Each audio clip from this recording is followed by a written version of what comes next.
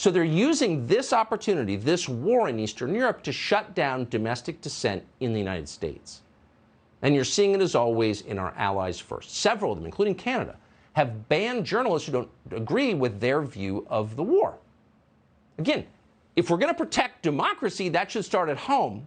And democracy is defined, literally defined, by the tolerance of the regime for dissent. But no dissent is allowed.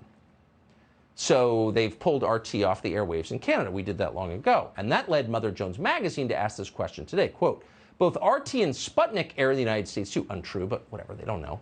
Will Biden follow suit and crack down on pro-Russia disinformation? If he does, U.S. cable companies will also need to scrutinize media outlets like Fox News, whose shows, Tucker Carlson's in particular, have parroted pro-Russia talking points. Okay, so Putin invades Ukraine, self-evidently a tragedy, bad for the United States, and we're using that as a justification, because we care so much about democracy, to shut down any news organization, any journalist who questions the Democratic Party.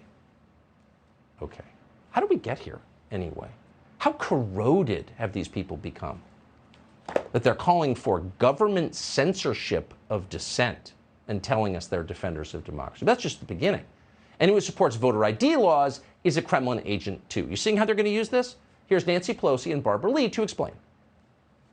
We talked about the fact that the invasion, the assault on Ukraine was an assault on democracy. Barbara took the time to talk about assaults on our democracy in our own country. The fight for democracy is taking place throughout the world. It's not only in Ukraine, but it's in our own country. And we've seen this through the campaigns of misinformation and disinformation. We see this happening in Ukraine. The fact that now we see those are trying to take away the voting rights of people of color, of African Americans, of young people, of seniors, of the disabled. You know, it's not even worth parsing the logic of something like that. You can only feel deep sadness that the people you just saw represent you in our legislature. But by the way, as long as we're punishing people who are allied with hostile foreign interests, just to restate the obvious, China is now Russia's strongest ally in this war. And that has real implications for people like, I don't know, Nancy Pelosi, whose family has gotten rich from China, or the entire American finance sector, same, or Hollywood, or all the people who are now profiting from Vladimir Putin's closest ally. Will they divest of those investments? We'll see. But in the meantime, you should be very aware that there are partisan forces trying to use the war in Ukraine to accomplish political objectives here domestically and gain more power for themselves. It's not just about voting rights or shutting down Fox News. It's about shutting you up personally, your ability to express yourself. And if you doubt that, you should know that Senator Mark Warner of Virginia just wrote a letter to his donors, the tech monopolies, demanding that they, quote, restrict the spread of Russian propaganda. He did not define the term Russian propaganda, and as a show that has been accused of disseminating it repeatedly, we can tell you we're a little sensitive on the topic, and you should be too. So Warner went on television recently to report that his donors in big tech quickly complied with his demand. Watch. You sent letters on Friday to our leading social media companies, Meta, which runs Facebook, Alphabet, Reddit, asking them to take action to prevent Russian state media, Russian propaganda operations from appearing on their platforms. I want to ask, have you received any responses yet to your request that they take that action? Well, David, the short answer is yes. Virtually every one of these platforms has taken down some of the Russian activity or demonetized, so they're not making money off of RT or Russian ads on real time during the platforms.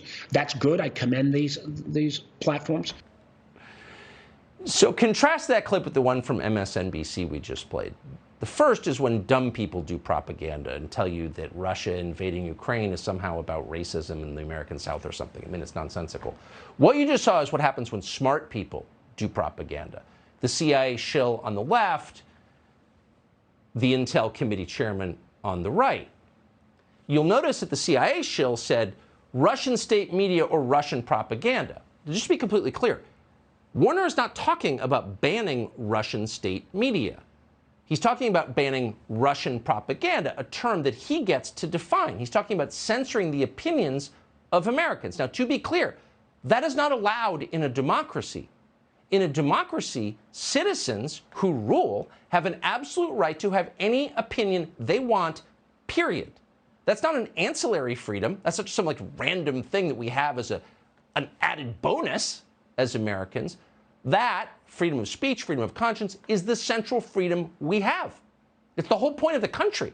And there is no point in supporting Ukraine if our leaders ignore our own Bill of Rights. And we should demand that they respect our Bill of Rights before they take a single step forward in defense of any other democracy, period.